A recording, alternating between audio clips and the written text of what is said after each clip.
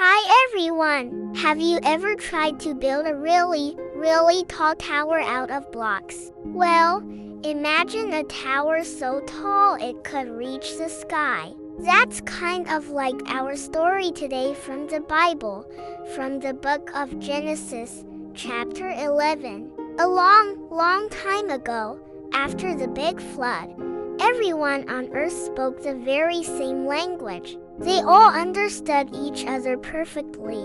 As they traveled, they found a great plain in a place called Shinar, and they decided to settle there. Now, these people had a big idea. They said, "Let's build a city," and the tower was its top in the heavens. "We want to make a name for ourselves so we don't get scattered all over the face of the earth." They used bricks instead of stones and tar for mortar, and they started to build.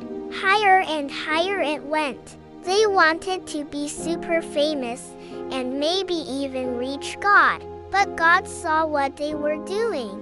He said, "Look, they are one people, and they all have one language, and this is only the beginning of what they will do. And now nothing that they propose to do will be withheld from them.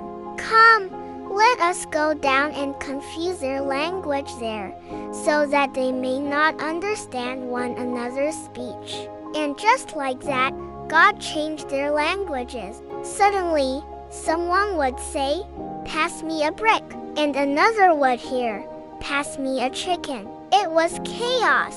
They couldn't understand each other anymore, so they couldn't finish building their tower or their city.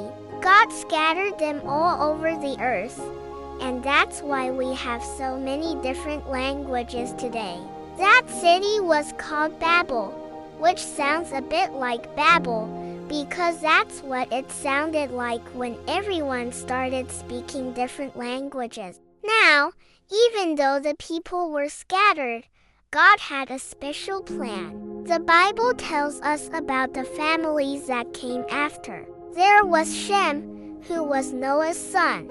From Shem came many descendants who had more descendants until one notable person was born, Terah. And guess who Terah's son was? A very important person in the Bible. His name was Abraham. So, even after the Tower of Babel and all the confusion, God was still working out his amazing plan, leading us to Abraham, who would become the father of many nations. And that's our story from Genesis chapter 11.